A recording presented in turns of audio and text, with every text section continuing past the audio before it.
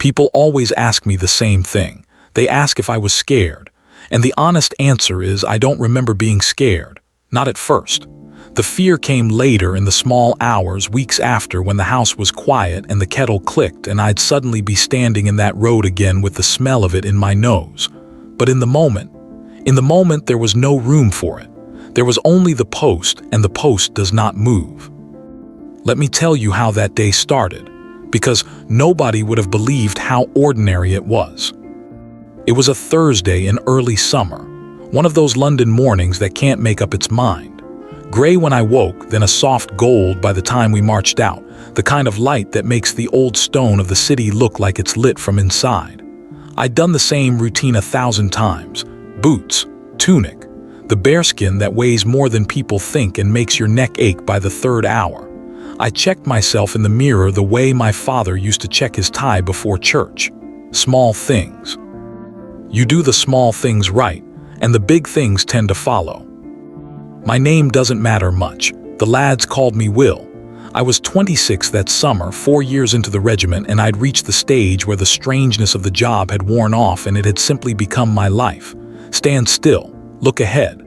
Let the world walk past you and photograph you and laugh at you and try to make you flinch. You learn early that you are not a person while you're on that post. You are a fixed point. You are part of the building. That morning I drew the position near the rail, the one where the tourists gather thickest. By 9:30 the crowd was already 3 deep. I remember a school group, all in matching yellow caps, a teacher trying to count them with a clipboard and losing the count every time. I remember an old American couple, the husband filming everything on a phone he held sideways, the wife telling him he was doing it wrong. I remember the pigeons. There are always the pigeons. They land where they like and they don't care a thing for ceremony, and there's a small mercy in that, I think. Something honest about a bird that won't salute anyone. There was a man selling little plastic guardsmen from a cart. There was the hot smell of pretzels and diesel. Somewhere a busker was playing a violin badly, the same 4 bars over and over, and I had that tune stuck in my head for a week afterward. Funny what the mind keeps. I want you to understand the feeling of it before everything changed, because the change is only frightening if you know what it broke. It was peace, not silence. London is never silent, but peace. The ordinary, jostling, good-natured peace of a city showing off to the people who'd come to see it. A father lifted his daughter onto his shoulders so she could see over the rail. She couldn't have been more than 5. Little red coat, even though it was warm, the kind of coat a mother puts a child in when she wants to be able to find them in a crowd. The girl stared at me with that open, unblinking way small children have, the way that has no manners in it and no cruelty either, just pure attention. She waved. I'm not allowed to wave back, of course, but I let my eyes settle on her for a half second longer than the regulations would like, and she grinned like I'd handed her the moon. I didn't know it then, but I'd be carrying that child within the hour. I didn't know anything yet. None of us did. The first thing that was wrong, I almost missed. It was a van, parked where vans should not be, up past the gardens on the far side near the broad road that runs down toward the park. White, or had been white once, the sort of nothing vehicle you'd never look at twice. And I wouldn't have, except that it had been there a long time. I'd clocked it during the changing, and now, the better part of 40 minutes on, it hadn't moved and nobody had got out of it and nobody had got in. A delivery van does not sit. A delivery van comes, it stops. A man in a hurry jumps down and props the doors and is gone again in 5 minutes flat. This one just sat there with its windows catching the sun, and something in the back of my mind, the old animal part that the training sharpens rather than creates, said, "That's not right." But here's the thing they don't tell you about the post. You can't act on a feeling. You can't break stance and go jogging off across the forecourt because a van feels wrong to you. So I did the only thing I could. I held my eyes on it. I made a note of it the way you'd note a stone in your shoe, uncomfortable, present, waiting. And I told myself it was nothing. People tell themselves it's nothing far more often than they admit. It's nothing is the most common last thought in the world. The crowd shifted. The school group moved on. the yellow caps bobbing away like ducks. A new lot pressed in. The violin player started his 4 bars again. The man on my left, Marcus, good lad, steadier than me by a mile, stood like a statue, and I knew without looking that he'd seen the van too, because that morning we'd both gone quiet in the way men go quiet when they're each waiting for the other to say the thing out loud. Then a police officer wandered up to the rail. Ordinary beat copper, high-vis over his shoulders, having a slow morning by the look of him. And I actually willed him, to turn his head and look up the road. Just look. And he did. He looked right at the van, the way you look at a thing you've decided not to think about, and then he looked back at the crowd and asked a tourist if they were enjoying their visit. I've replayed that moment more than any other. The copper, the van, the half-turn of his head. How close the ordinary world came to noticing, and how easily it shrugged and went back to itself. The little girl in the red coat was getting restless on her father's shoulders. I could see her in the edge of my vision, kicking her heels gently against his chest, wanting to be put down, wanting to be picked up, wanting whatever children want, which is everything and the opposite of everything at once. Her father turned to point something out to her, swiveling them both, and for a moment her whole small attention was on me again, and she lifted one hand and waved with her fingers, slow, like she was testing whether I'd break. I didn't break, but God help me, I have wished 1,000 times since that I had. That I'd done something improper, made a face, stuck out my tongue, anything that might have made her father laugh and decide to move on, decide to drift toward the other side, away from the road, away from what was coming. Of course it would have made no difference. I know that now. The mind likes to believe that one small kindness could have rearranged the whole disaster. It can't, but it tries. It was just past 11 when the air changed. I can't describe it better than that. The air changed. There was a pressure, a wrongness, a held breath in the day itself. The pigeons went up all at once. Every bird in the place rose in a single gray burst. No warning, no reason a person could see, just gone into the sky as if something below had whispered a word only they could hear. I've since learned animals feel these things before we do. Something in the ground, something in the air. I only know that the birds knew before I did. And the violin stopped. Not finished. Stopped. Mid-bar, the 4 notes cut off, and that small absence was the loudest thing I'd heard all day. Then the world tore. I'm going to try to tell you what it was actually like, and not what the films would have you believe. The films give you fire and slow motion and a hero turning away from a blast. The truth is simpler and far worse. The truth is a sound so total that it isn't a sound at all. It's a thing that happens to your whole body at once, that comes up through your boots and through your teeth and presses your eyes back into your skull. It was up the road, near the gardens, near where that nothing van had sat. And the noise of it arrived before my mind had any room to make sense of it, so that for one strange, suspended second I simply stood there, perfectly still on my post, while a wall of pressure rolled down the road, and the windows of the buildings opposite went white and then dark, and a cloud, brown and gray and full of things that should not be in the air, climbed up into that soft gold morning. People think a crowd screams in a moment like that. It doesn't, not at first. The first thing a crowd does is go silent. There's a beat, I'd swear it lasted a full second, though it can't have, where 500 people all stop being a crowd and become 500 separate animals, each one alone, each one frozen, each one's body deciding without permission whether to run or fall or stand. And in that silence I heard, very clearly, one small sound. A child crying. Not the girl in the red coat. Somewhere else. But it broke the spell, and then the screaming came all at once, the way the birds had gone up all at once, a single rising wave of it, and the crowd that had been a peaceful, jostling, good-natured thing became a stampede. I want to be careful here because this is the part people misunderstand. They imagine the soldier in such a moment thinks of courage, of duty, of queen and country and all the grand words. He doesn't. There isn't time and there isn't room. What I felt, standing there as the crowd began to break apart in front of me, was not courage. It was a kind of terrible clarity. The training takes over, yes, but it's not the training that holds you. It's something older.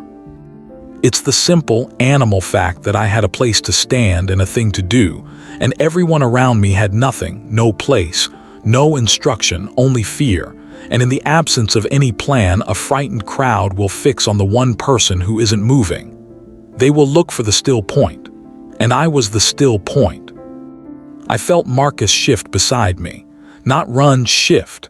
Both of us came off the absolute rigidity of ceremony into the readiness of men with a job, and I heard his voice, low and steady, not a shout. "Hold the line, Will. Hold the line." Easy words, and the hardest thing I have ever done. Because every instinct in my body was screaming at me to run toward the smoke or away from it, to do anything other than stand. And the whole point, the entire brutal point, was that I could not. The road in front of us was about to become a river of terrified people, and they would trample one another, and they would trample the children unless something held. Unless the wall held. We were the wall. I saw the father of the little girl in the red coat go down. Not hit, just down. Knocked off his feet by the surge, his daughter coming off his shoulders, and for one sickening instant I lost her in the churn of legs and bags and falling bodies. That little flag of red gone under the gray of the crowd, and I felt my own discipline crack right down the middle, because there is a thing in a man that is bigger than any order, and it had just seen a child go down in a stampede. That's where I'll have to leave it for now, because what happened in the next 90 seconds is the reason any of you have ever heard my name, and it deserves its own telling, and my hands are not entirely steady even writing this much of it. But I'll tell you this before I go. When people ask me if I was scared, and I say I don't remember being scared, that's true. But it isn't the whole truth. The whole truth is that there was no room in me that morning for fear, because something else had got there first. And it wasn't bravery. I've never liked that word for what it was. It was the post. The post does not move. And in a world that had just come apart, that turned out to be the one thing left that anyone could stand on, there is a moment, just before a thing like that begins, when the whole world holds its breath, and I have spent years trying to describe it to people who weren't there. The closest I can come is this. Imagine 1,000,000 people fall silent at exactly the same time, not because anyone told them to. Because something is coming and they can feel it before they can see it, the way you feel a train in the rails before you hear it. That silence has a weight. I have stood under it. And I will tell you now, the thing nobody warns you about is not the noise of the day. It's that silence, and what nearly broke inside it. But I'm getting ahead of myself. My name is Aaron. That summer I was 29, and I'd been a mounted soldier for the better part of 9 years, which is long enough to stop being impressed by yourself and start being impressed by the horse. People always think the cavalry is about the man. It isn't. The man is the smallest part of it. The man is just the bit on top that's allowed to take the credit. The horse I rode that day was called Castor. I need you to understand about Castor because everything that happened turns on him. He was a big black gelding, near 17 hands, with a white sock on the off hind and an eye that watched you a fraction longer than the other horses did. Clever. Too clever, the old hand said. A clever horse thinks, and a thinking horse can talk himself into trouble. He'd come to us young and green, barely settled, and there'd been a real argument about whether he was steady enough for the work at all. He'd shied at an umbrella in his first month, put a corporal in a flower bed. There were men who wanted him sold on. I asked to keep him. I can't fully explain why.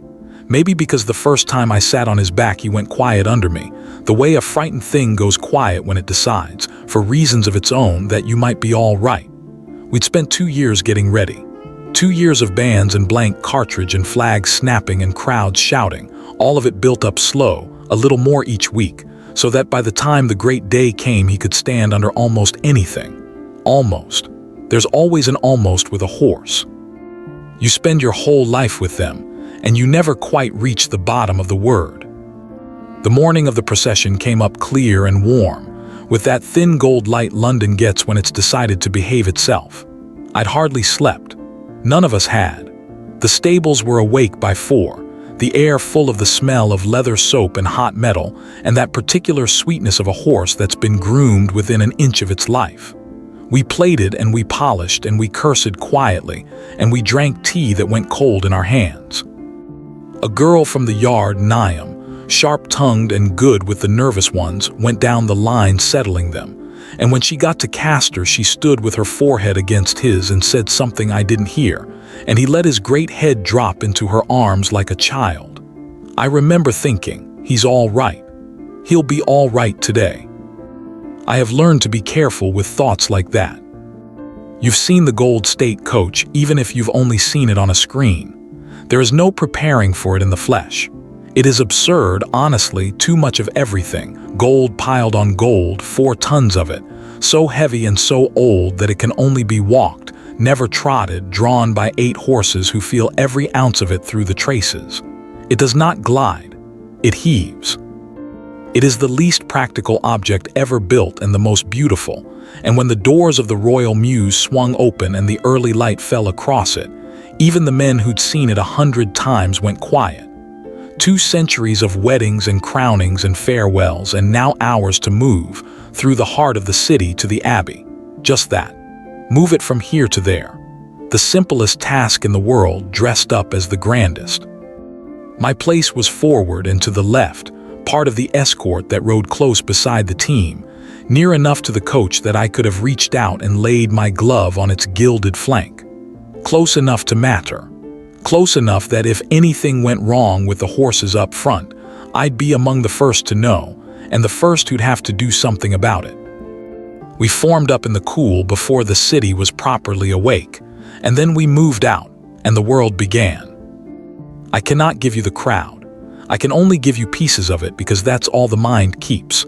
Faces, layered 10 and 20 deep behind the barriers, more faces in every window, on every roof, children up on shoulders, old men holding small flags they'd probably bought from a cart and would keep in a drawer for 30 years. The roar of them came in waves as the coach passed, rolling along ahead of us and behind so that we moved inside a kind of traveling thunder. People wept. I saw them. Grown men with tears running down their faces for reasons they probably couldn't have told you, swept up in something far older than any of us. A feeling that comes up out of the stones of a place like that and takes hold of people whether they will it or not. And Castor was magnificent. I want to say that clearly because of what comes after. For the first mile he was everything I dreamed he might be. Ears forward, neck arched, eating the noise like it was nothing, like he'd been bred for exactly this and knew it. I could feel his pride coming up through the saddle into me. There is no feeling on this earth like a good horse working well under you in front of a crowd that loves him. For a little while I forgot to be afraid. I forgot the umbrella and the flower bed and the men who'd wanted him sold. I just rode. That was my mistake. Not a sin exactly, but the kind of small, human forgetting that the day was waiting for. The first wrong note came near the halfway point, where the route narrows and the buildings press close on both sides and the sound has nowhere to go but down onto you. The crowd was tighter there, the barriers strained. And somewhere in that crush a baby started to cry, and somebody's flag caught the wind and cracked like a whip just by Castor's head, and I felt him hesitate. The smallest check in his stride. A question. What was that? I closed my leg on him, low and steady, and dropped my hand, and said the word I always said, the nothing word that meant only my voice and my calm. He took it. He went on. But his ears had started doing the thing I dreaded, flicking back to me and forward again, back and forward, a horse asking and asking, "Are you sure? Are you sure? Are you sure?" A horse that asks too many times is a horse that has stopped believing the answer. And then up ahead, past the team, past the gilded blaze of the coach, I saw the thing that would decide all of it. A barrier was failing. Not dramatically. Not yet.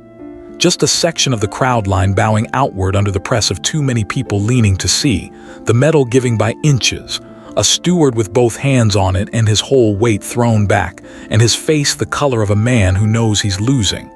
Beyond him, balloons.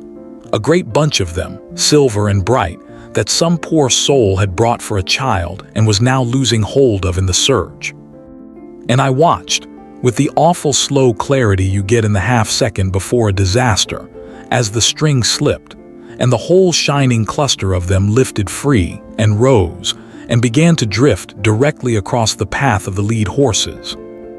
I knew what was about to happen the way you know a glass is going to fall the instant it leaves the table, too late to stop, just time enough to understand.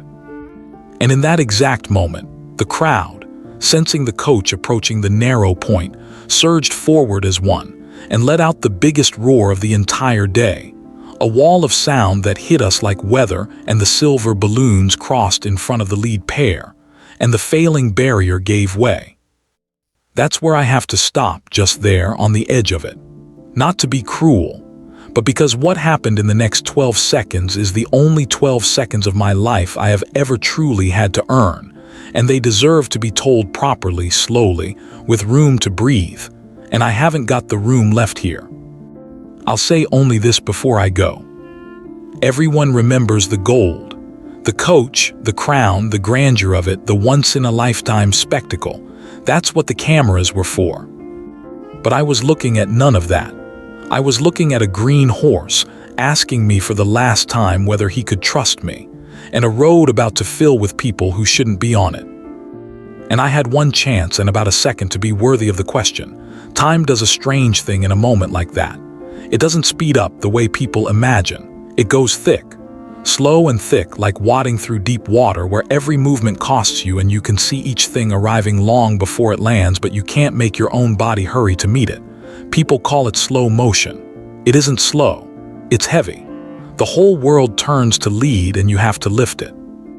So let me lift it for you, one piece at a time, the way I lived it. The balloons reached the lead pair first.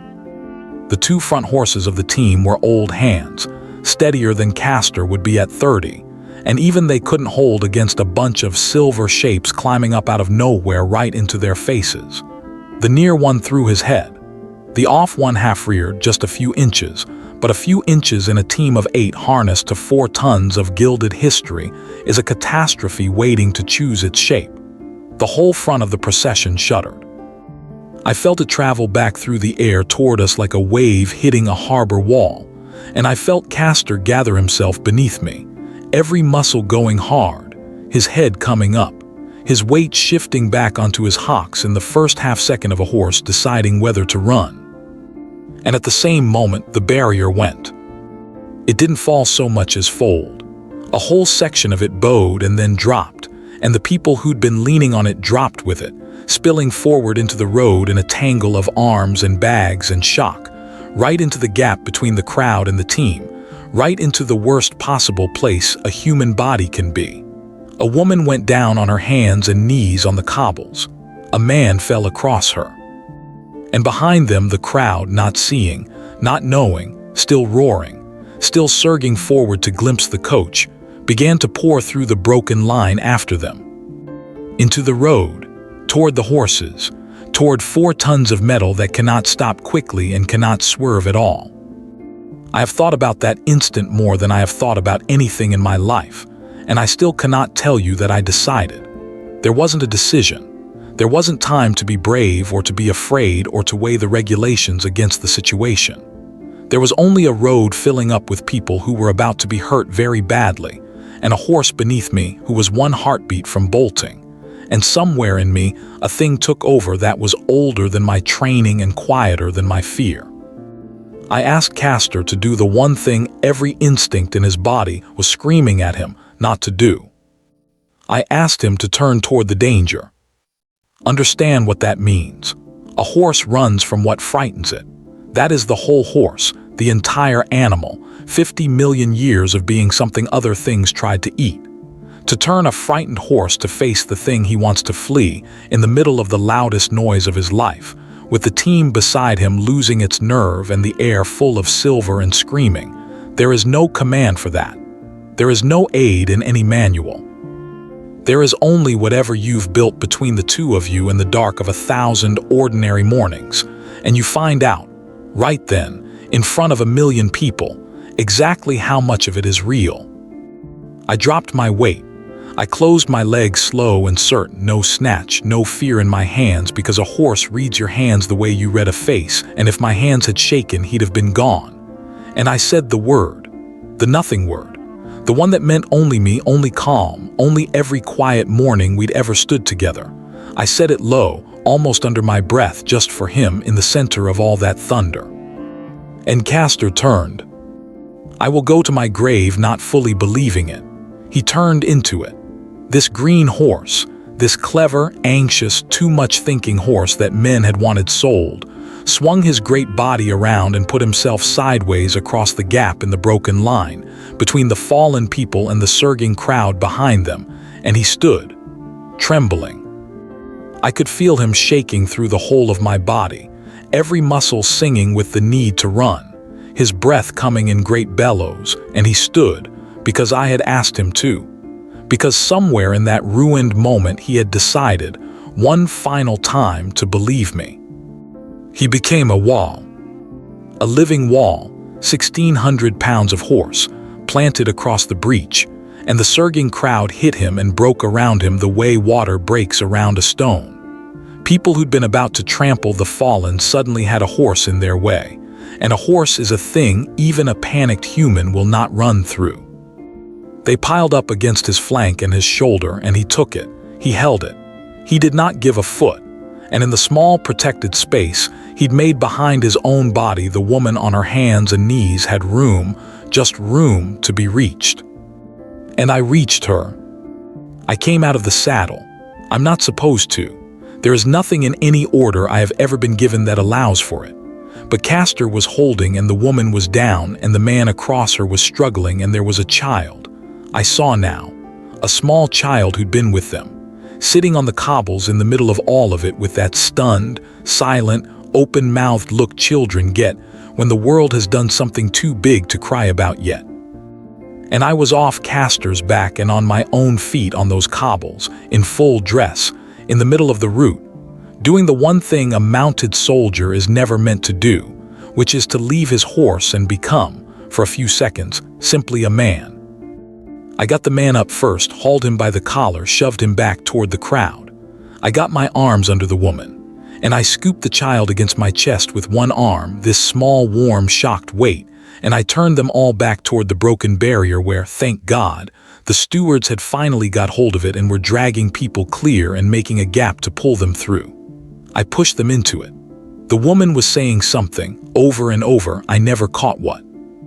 The child looked up at me from inside the arm of my tunic with eyes the size of saucers and reached up, and for no reason on this earth, touched the gold braid on my shoulder with one finger, gently, like it was something out of a story. And then they were through, and safe, and hands that weren't mine had them. I want to tell you I felt triumph. I didn't, what I felt. Standing alone in the road in the half-second I had left, was a cold spike of pure terror, because I was on my feet, on the ground, with my back to the team, and the team was still in crisis, and 4 tons of coach was still coming, and I had left my horse. I spun around. Castor was still standing, still in the breach, still trembling, still holding the line he had no earthly reason to hold, riderless now, alone in the worst of it, doing the work because I'd asked him to and because he had, against everything, chosen to trust the asking. The lead pair up front had been gathered by the postilions, hauled back from the edge of disaster by men better than I'll ever be. The off-horse had come down off his fright. The team steadied. The coach, the great, absurd, beautiful coach, had not stopped, because it must never stop, and it was drawing level now, and the whole gilded weight of it rolled past the gap that my horse was filling with his own body. And the crowd, the part of the crowd close enough to see what had happened, had gone quiet. That silence I told you about at the start, the one with weight, it found me there in the middle of the road with my heart going like a hammer and a child's fingerprint somewhere on my shoulder and a riderless horse holding the line 3 feet away. A pocket of terrible quiet in the center of all that thunder, and 1,000 faces looking at the two of us, the man on the ground and the horse who wouldn't move, and not one of them making a sound. I crossed to him, 3 steps, the longest 3 steps of my life. I got my hand on his neck, slick with sweat, hot as a furnace, and I felt him shaking under my palm, and I got my foot up and I was back in the saddle in one motion, the way you only ever manage when it truly matters. And I gathered him, and I said the word one more time. And I turned him back into the line. That's where I'll leave him. Leave us. Both of us trembling, both of us upright, the breach closed behind, the coach rolling on toward the Abbey through a city that had no idea, most of it, that anything had happened at all. There's more to tell. There's how it ended and what was said after, and the thing I learned about courage that I didn't know before that day and have never been able to forget since. But for now, I'll only tell you this. People watched the coach go by that morning, gold and crown and history. I watched a frightened horse choose to be brave for me when I had given him every reason to run. And I have spent the rest of my life trying to be the kind of man who'd have deserved it. We made the Abbey. I don't remember much of the last stretch, if I'm honest. The body has a way of doing the work while the mind hangs back, shaking in some quiet room of its own. I know the crowd closed up behind us. I know the stewards got the barrier lashed back into something like a line. I know the coach rolled on at its slow, heaving walk, gold catching the high morning sun, and that not one person watching from beyond that one narrow stretch had the faintest idea anything had gone wrong at all. That's the thing about ceremony. It is built to hold. It closes over a crisis like water closing over a stone, and the surface stays smooth, and the show goes on, because the show going on is the whole point. But I knew, and Castor knew. We carried it between us all the way to the great west doors, this thing that had happened, this secret in the middle of the spectacle, and I have never in my life been so aware of another living creature as I was of that horse in those last minutes. Every breath he took, I felt.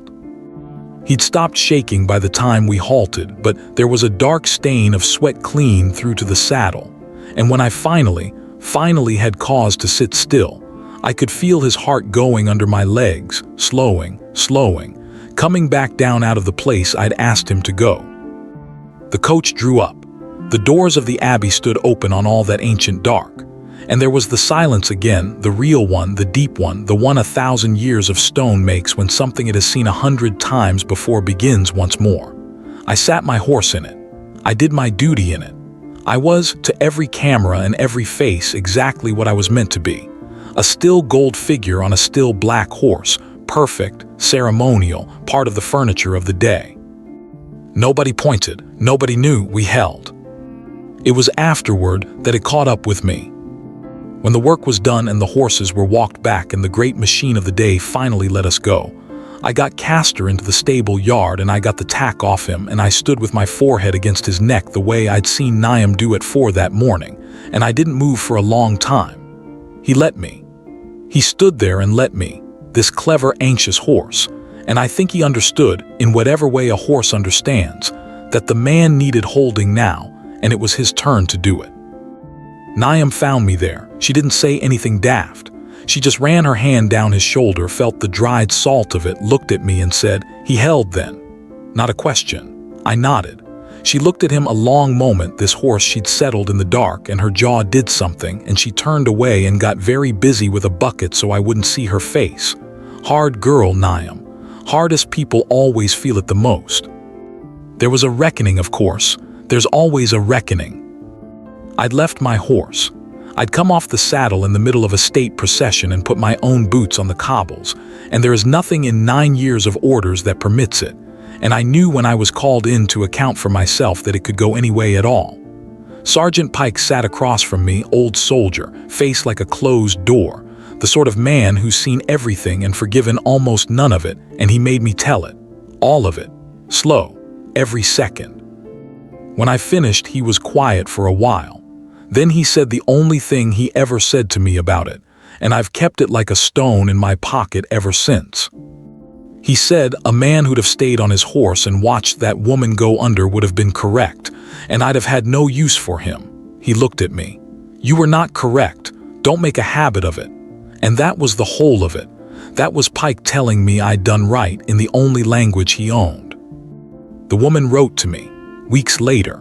She'd had to ask around to find out who I was, because of course I was just a faceless figure in gold to her, one of 100. She told me her name and her husband's name and the name of the little one, the child who touched my shoulder, and she told me they were all of them fine, not a mark on them, and that her daughter had told everyone at school about the soldier and the big black horse who stood in front of them like a wall so the people couldn't get through. A wall, the child had said. She'd got it exactly right, that child. She'd seen the truest thing in the whole day and put it in one word, the way only children can. I keep that letter with Pike's words. They live in the same drawer. The men who'd wanted Castor sold never said a thing to me directly. They didn't need to. There's a way a yard goes quiet around a horse that's proved itself, a way the old hands start finding reasons to walk past his box, to lay a hand on him, to slip him a bit of carrot when they think no one's watching. He was never again the green one. He was Castor, the one that held the line, and men who'd have moved him on for a song would now have told you he'd been the steadiest horse in the regiment all along. People are like that. They rewrite the past to make room for what a thing turned out to be. I let them. Castor didn't care either way. He'd had his carrot. He worked another 6 years and then we retired him to good grass in the country, and I went to see him whenever I could. And the last time, when he was old and gray about the muzzle and slow in the field, he heard my voice across the fence and lifted his head and came to me at a stiff old trot all that way just because I'd called. I said the word, the nothing word, the one that had only ever meant me in calm and 1,000 quiet mornings. His ears went forward. And I stood with my forehead against his neck one last time. And that was the closest I have ever come, before or since, to understanding what we're all really here to do for one another. People ask me about that day and they want to hear about the gold, the crown, the coach, the once-in-a-lifetime grandeur of it. And it was all of that, it truly was, and I'm glad I was there to see it. But it taught me something the gold never could, and it's the only thing I really know, and I'll give it to you now for nothing. I used to think courage was a thing you had, a possession, something brave men kept inside them like a coin, and either you had the coin or you didn't. That day taught me it isn't like that at all. Castor was not a brave horse. He was a frightened one, frightened of umbrellas, of flags, of his own shadow some mornings. Everything in him that day was screaming to run, and he didn't run. Not because the fear had left him. The fear never left him. He stood in the worst of it, shaking from his ears to his hooves, and he held the line anyway, and he did it for one reason only. Because I asked him to. And because, somewhere in him, against every instinct he was born with, he had decided to trust that the asking was worth the fear. That's all courage is. I'm sure of it now. It isn't the absence of fear. It's a frightened thing choosing in the worst moment to trust something more than it trusts its own terror. A horse trusting a man trusting his training, a child trusting that the soldier in gold won't let the wall break. We hold each other up, the whole shaking lot of us, on nothing but that, on the willingness to stand because someone we believe in has asked us to. The cameras filmed a coach that morning. The world remembers the coach. I remember a frightened horse who turned to face the thing he feared, because he'd decided I was worth it. And every day since, in everything I've ever had to stand against, I've only ever tried to be worth it too.